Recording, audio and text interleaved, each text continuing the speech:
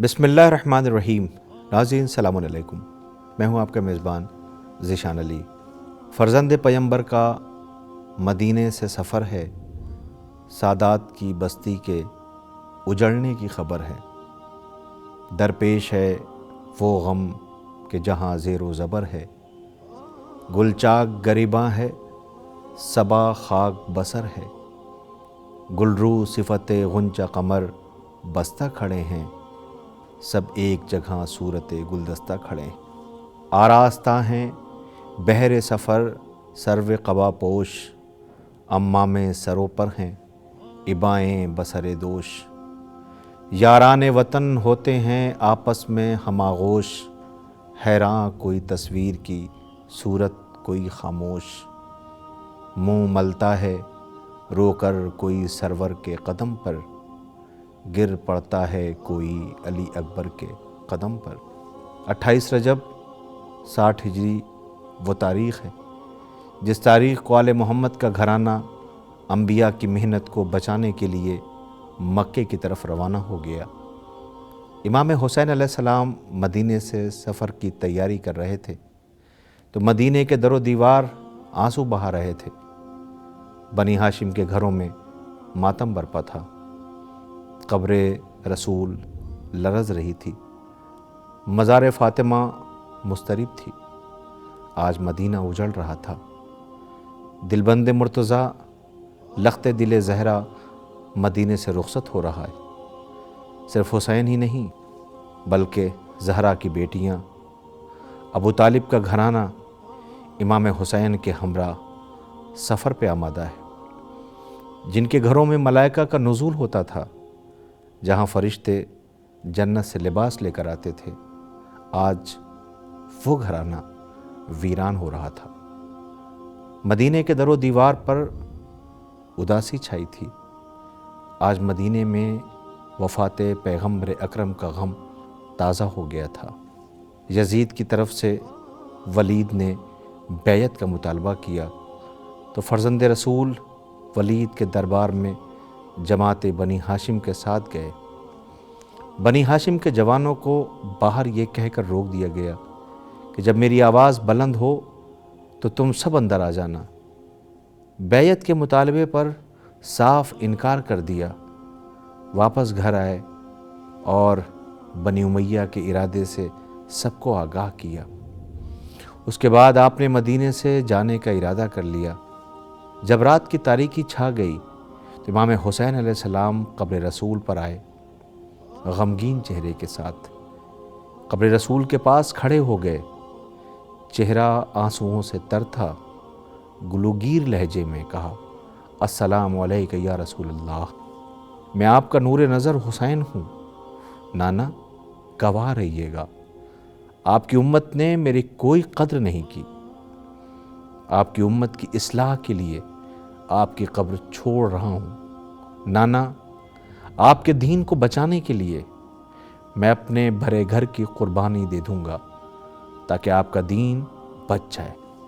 اس کے بعد ماں کی قبر پہ تشریف لے گئے، سلام کیا، اے مادر گرامی، آپ پر میرا آخری سلام ہو، آپ کا حسین آپ سے رخصت کے لیے آیا ہے، یہ آخری زیارت ہے۔ قبر سے آواز آئی، میرے مظلوم اور غریب الوطن حسین، میرے بیٹے تم پر ماں نثار۔ ماں کی قبر سے رخصت ہوئے، اب آئے بھائی حسن کی قبر پہ۔ امام حسین علیہ السلام کے اعلان سفر کو سن کر ام سلمہ آپ کے پاس آئیں اور کہا، بیٹے میں تمہارے عراق جانے کی خبر سن کر بہت بے چین اور پریشان ہوں۔ میں نے کئی بار آپ کے نانا پیغمبر اکرم صلی اللہ علیہ وآلہ وسلم سے سنا ہے، وہ اکثر فرمایا کرتے تھے کہ میرا بیٹا حسین عراق میں اس سرزمین پر شہید کیا جائے گا جس کا نام کربلا ہے۔ امام علیہ السلام نے فرمایا، مجھے بھی اس کا علم ہے کہ میں شہید کیا جاؤں گا اور کون میرا قاتل ہے، اور مجھے یہ بھی معلوم ہے کہ اہل بیت اور اعزاء و اقربا میں کون کون قتل کیا جائے گا۔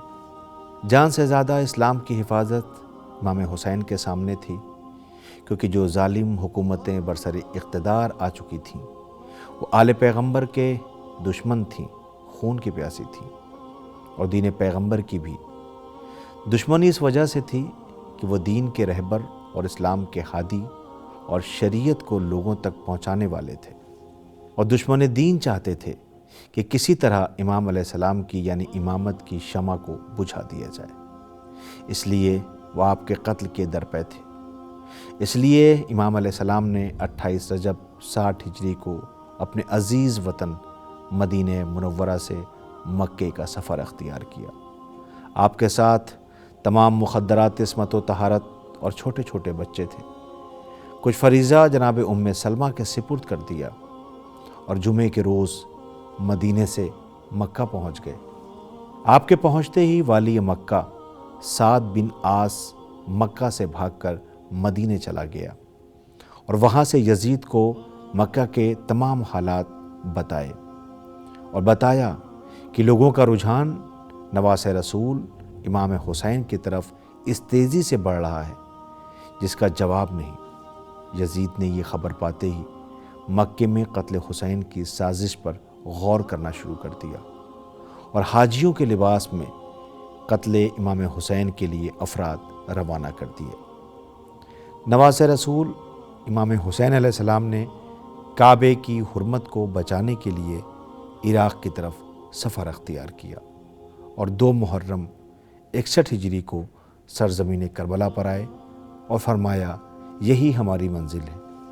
تاریخ انسانیت میں کربلا سے پہلے نہ کربلا کے بعد کوئی ایسی قربانی ملتی ہے جس سے انسانی قدریں، قرآنی اصول اور اسلامی تعلیمات کی حفاظت کی جاتی ہو جو کربلا میں پیش کی گئی۔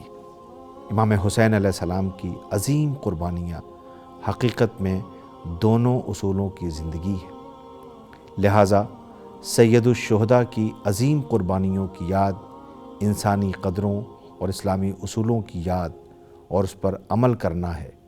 لہٰذا امام حسین علیہ السلام کی عزاداری کا مطلب ہے اس سرزمین پر انسان بن کر زندگی گزاری جائے۔ ضرورت ہے کہ ہم امام حسین علیہ السلام فرزند رسول کی قربانیوں کے مقصد کو سمجھیں اور حق کا ساتھ دیں، باطل سے بیزاری رکھیں، تبھی ہم امام حسین علیہ السلام کے عزادار کہلانے کے لائق ہیں۔